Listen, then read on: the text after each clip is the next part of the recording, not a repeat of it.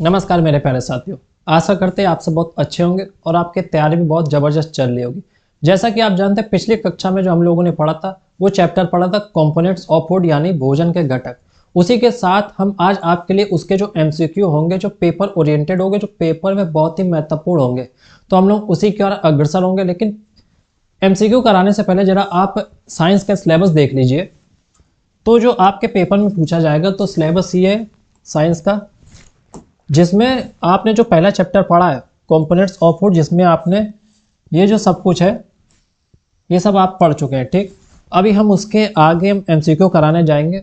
फिर उसके बाद अगला चैप्टर जो पढ़ेंगे हम लोग वो पढ़ेंगे सॉर्टिंग मटेरियल्स इनटू ग्रुप, जिसमें हम objects around us, properties of material, ये सब पढ़ेंगे। इसी के साथ धीरे धीरे करके हम लोग आगे अपने चैप्टर की ओर चलेंगे।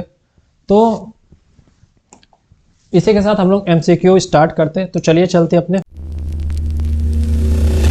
Edushila, way for selection. पहले क्वेश्चन की ओर। तो पहले जो दो चार क्वेश्चन है हम लोगों ने जो रखे हुए हैं उसमें ऑप्शन नहीं दिए, क्योंकि आपको बिना ऑप्शन के वो करने चाहिए, जो कि आपके लिए बहुत अच्छा होगा। ठीक, इसी के साथ हम पहले क्वेश्चन पे बढ़ते हैं। हमारे भोजन के मुख्य पोषक तत्वों के नाम लिखिए। यदि आपने क्लास देखी होगी तो उसमें हमने आपको बताया था कि हमारे जो मुख्य पोषक तत्व है, ठीक है, इसमें क्या लगा है मुख्य, तो मुख्य कितने पोषक तत्व है? 5। कौन कौन से? पहला देखिए, पहला जो होता है वो होता है कार्बोहाइड्रेट, ठीक, जिससे हमें इंस्टेंट एनर्जी मिलती है, ठीक, त्वरित ऊर्जा। दूसरा कौन सा था?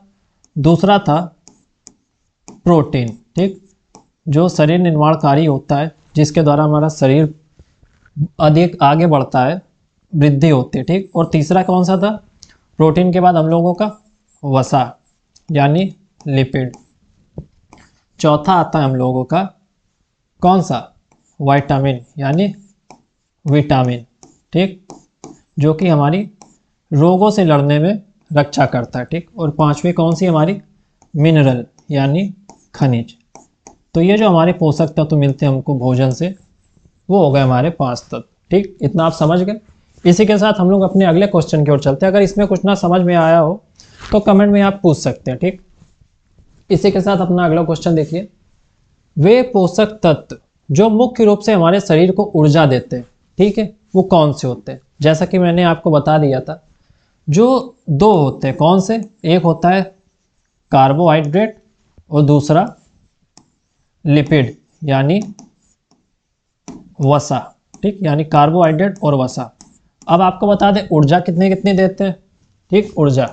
तो आप जानते हैं, मैंने आपको बताया था कार्बोहाइड्रेट है, यानी 1 ग्राम कार्बो कितने कैलोरी ऊर्जा देता है? तो वो देता है 4.2 किलो कैलोरी एनर्जी आपको देता है, ठीक। और वसा कितनी देता है? तो ये 1 ग्राम लिपिड आपको कितनी देता है? 9.62 किलो कैलोरी। समझ में आई बात आपको इतनी?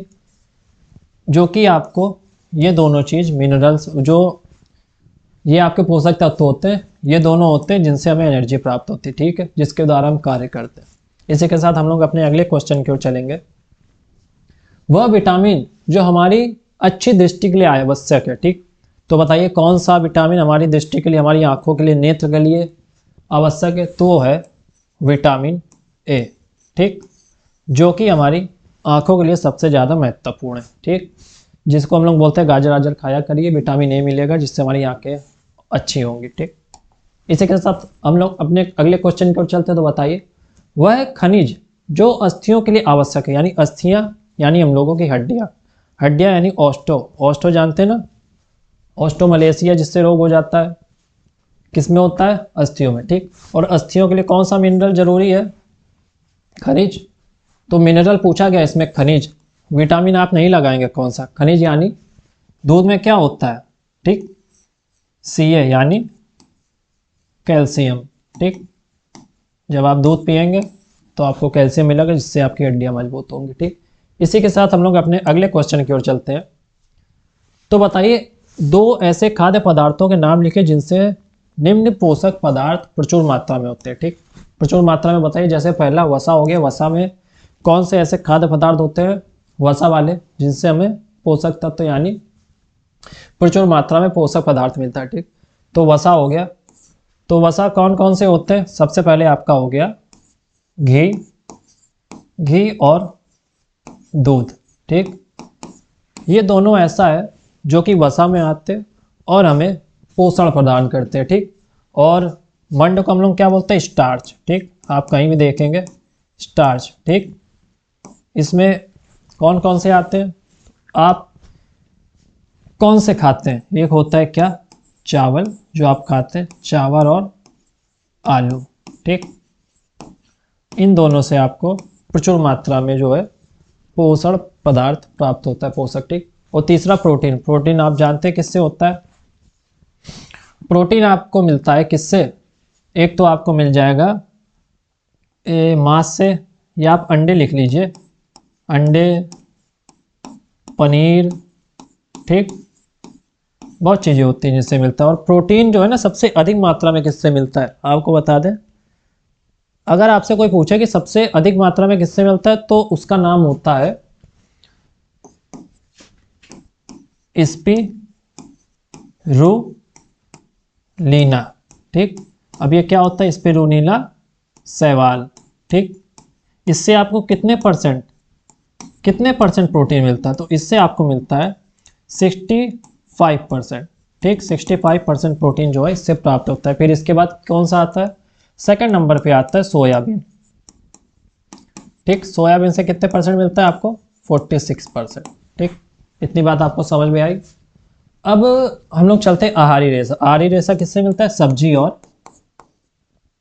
सब्जियों से और किससे? फलों से। इन दो चीज़ों से आपको सबसे ज़्यादा पोषक पदार्थ मिलते हैं। ठीक, इतनी बात आपको समझ में आई। इसी के साथ हम लोग अपने अगले क्वेश्चन की ओर देखते हैं। तो देखिए, लंबे समय तक पोषक तत्वों की कमी के कारण होने वाले रोग क्या कहलाते हैं? तो बताइए, सबसे जो लंबे समय तक पोषक तत्वों की कमी जो होती है, हमारे अंदर जो मिनरल कम हो जाते हैं, उनसे कौन सी बीमारियां होती है? तो उनसे क्या होती है? स्कर्वी? नहीं। बेरी नहीं, इनमें से कोई नहीं। इसका तो आंसर हो जाएगा अभाव जन्य रोग, यानी कि डिफिशियंसी डिसीज है। ठीक, स्कर्वी रोग क्या होता है? जो आपके मसूड़ों से खून आता है उसे हम लोग स्कर्वी रोग बोलते हैं। किसकी कमी से होता है? तो ये होता है विटामिन सी की कमी से। ठीक, और बेरी किससे होता है? तो ये होता है विटामिन बी की कमी से, B1। ठीक, बी कॉम्प्लेक्स जो होता है उसमें B1। ठीक है, इतनी बात आपको समझ में आई। इसी के साथ हम लोग आगे चलते हैं। सारे ऑप्शन हो गए। ठीक, इसी के साथ हम लोग अपने अगले क्वेश्चन की ओर चलते हैं। तो बताइए, हमारे शरीर को काम करने तथा खेलने के लिए ऊर्जा देता है, तो कौन देता है? आप अगर खाना नहीं खाएंगे, आप थोड़े लो फील करेंगे, फिर उसके बाद आपको कार्बो लेना पड़ेगा। क्या लेना पड़ेगा?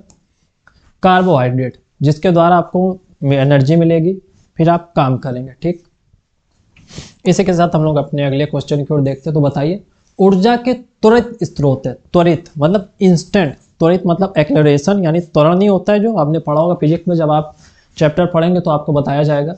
तो ये भी कौन देता है? कार्बोहाइड्रेट, जिससे हमें इंस्टेंट एनर्जी मिलती है। आपको बताया था तुरंत एनर्जी देने वाला क्या होता है? कार्बोहाइड्रेट। इसी के साथ हम लोग अपने अगले क्वेश्चन की ओर देखते हैं। तो बताइए, हमारे शरीर के लिए आवश्यक पोषक तत्वों को कितने समूहों में वर्गीकृत किया गया? तो ये किया है आपको 7 वर्गों में। ठीक, आपको 5 बता चुके हैं। छठवां आपका वो हो जाएगा पानी, और 7वां हो जाएगा आपका आहारी रेशे जो होते हैं, आहारी डाइटरी वाले, वो हो गया। आपके टोटल कितने हो गए? 7। ठीक, बाकी अगर आप क्लास अच्छे से लगा लेंगे तो आपको ये क्वेश्चन करने में बिल्कुल भी प्रॉब्लम नहीं होगी। पेपर के ओरिएंटेड क्वेश्चन आप जो है उस चैप्टर के बाहर बिल्कुल नहीं जाएगा, क्योंकि अब की बार जो सिलेबस रखा गया पूरा एनसीईआरटी बेस्ड रखा गया, इसलिए आपको एनसीईआरटी के क्वेश्चन ही आपको कराए जा रहे हैं ढूंढ के इधर उधर से। बाकी आप देखिए, कार्बन, हाइड्रोजन और ऑक्सीजन से बने होते हैं। क्या बने होते हैं? तो बताइए क्या बने होते हैं? तो ये बने होते हैं कार्बोहाइड्रेट। जैसा कि मैंने आपको बताया था, कार्बोहाइड्रेट के अंदर क्या आता है? आपका आता है स्टार्च। ठीक, स्टार्च जैसे बताया था। और उसके अंदर कौन कौन से होते हैं? क्या? CHO। ठीक, ये तीनों पदार्थ होते हैं, कार्बन, हाइड्रोजन और ऑक्सीजन। अगर N भी लगा देंगे आप तो वो किस में आ जाएगा? प्रोटीन में। समझ में आई बात आपको? इसी के साथ हम लोग अपने अगले क्वेश्चन की ओर चलते हैं।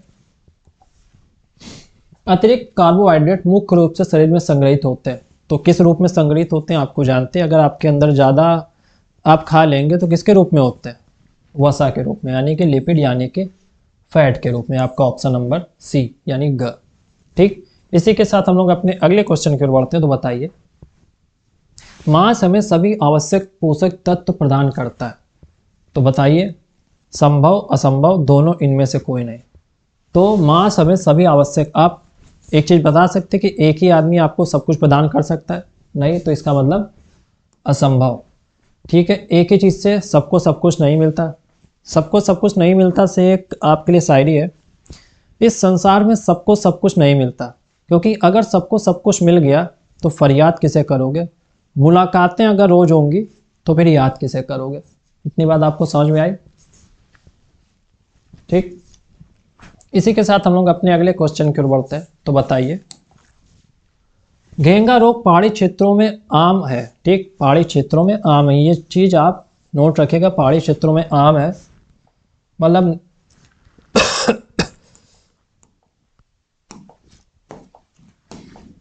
पहाड़ी क्षेत्रों में आम है क्योंकि पहाड़ी मिट्टी में क्या कम होती है। तो बताइए क्या कम होता है।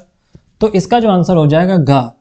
ठीक, आप घ ऑप्शन है, क ख ग घ, घा मतलब घेंगा, घेंगा मतलब आयोडीन की कमी। ठीक, आयोडीन की कमी से घेंगा रोग होता है। ठीक, इसी के साथ आगे देखिए, यदि खाना पकाने के दौरान अतिरिक्त पानी का उपयोग किया जाए और फिर उसे फेंक दिया जाए तो क्या होगा। तो बताइए भैया क्या होगा। स्वाद खो जाएगा, छोड़िए। तेल खो जाता है, छोड़िए।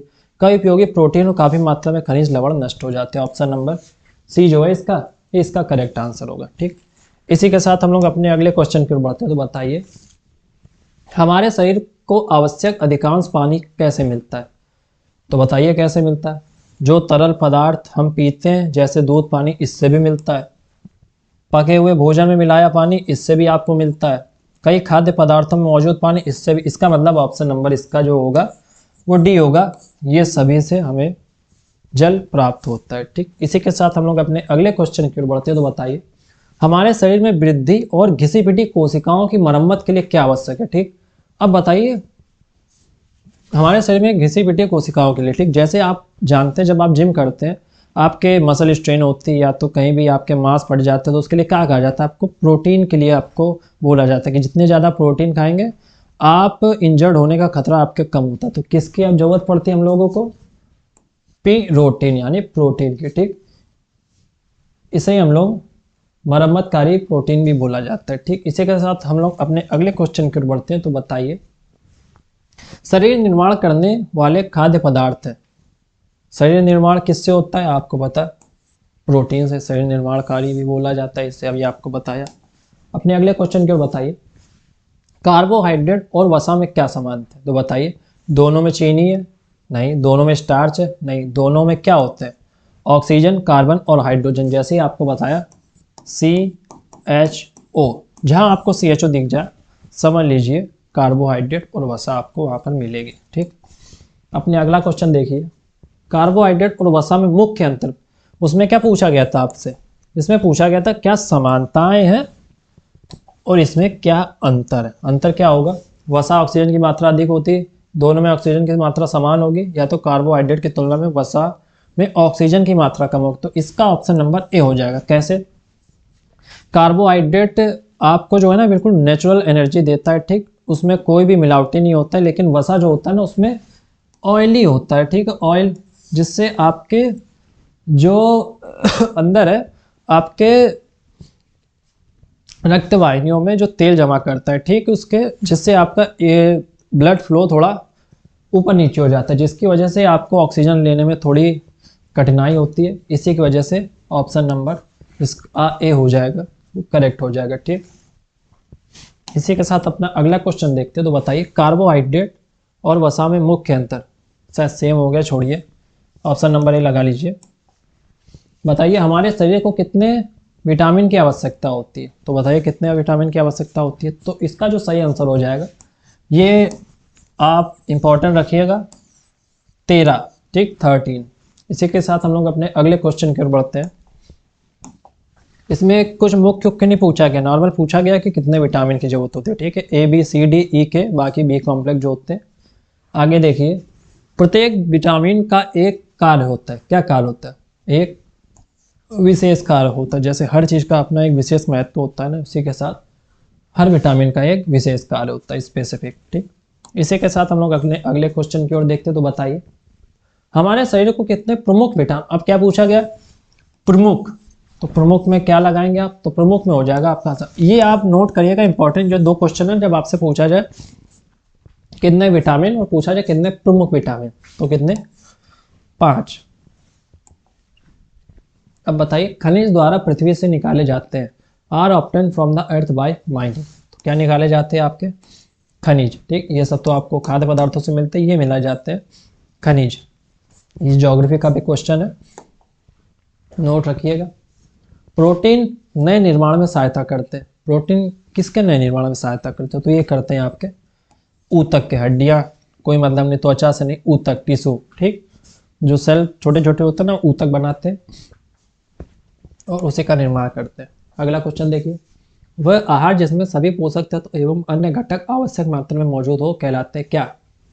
संतुलित आहार कहलाते हैं। ठीक, ये सब आपको क्लास में बता चुके हैं, अगर आप देखेंगे सही से तो आप, जैसे आपको बताया था, एक स्वस्थ मनुष्य को कितने ग्राम क्या क्या लेना चाहिए? कार्बन, कार्बोहाइड्रेट और क्या था आपका? प्रोटीन और लिपिड यानी कि वसा। कार्बोहाइड्रेट आपको लेना चाहिए 450 ग्राम एक दिन में। ये आपको लेना चाहिए प्रोटीन कितना? 100 ग्राम। और ये आपको लेना चाहिए 80 ग्राम कुछ। ठीक, इसी के साथ हम लोग आगे बढ़ते हैं। बताइए हमारे शरीर का सबसे आवश्यक अंग क्या है? तो बताइए क्या है? दूध, जूस, चाय, पानी। तो इसका सही आंसर हो जाएगा पानी, हमारे शरीर का सबसे आवश्यक अंग है। अगला क्वेश्चन, मानव शरीर के वजन का लगभग कितना भाग पानी होता है? तो बताइए कितना होता है? आपको कल बता चुके हैं 70% जो होता है ना, वो पानी होता है। समझ में आई बात?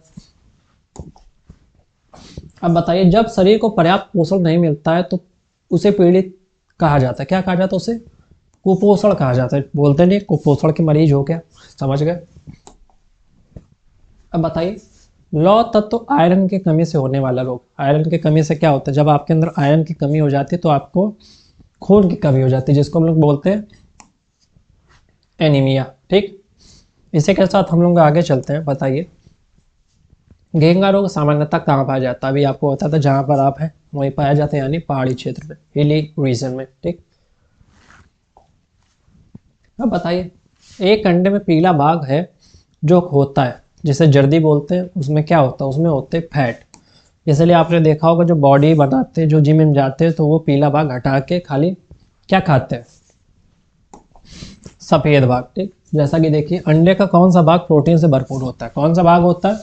अब जो जिम जाते हैं वो क्या खाते हैं? पीला भाग हटा के सफ़ेद भाग खाते हैं। ठीक, और अंडे में आपको पता है कि कौन सा प्रोटीन होता है? तो उसमें होता है एल्ब्यूमिन। ये वाला प्रोटीन इसमें पाया जाता है। ठीक, कहीं भी पूछा जा सकता है, जहाँ पूछा जाएगा लगा दीजिएगा एल्ब्यूमिन। इसी के साथ हमारे आज के जो क्वेश्चन थे अराउंड 30 या 35 के अराउंड क्वेश्चन थे, जो कि आपके पेपर के लिए बहुत ही महत्वपूर्ण है। इसी के साथ आप देख रहे हैं हमने जो है पहला चैप्टर वो फुल्ली तरह से कंप्लीट कर लिया है।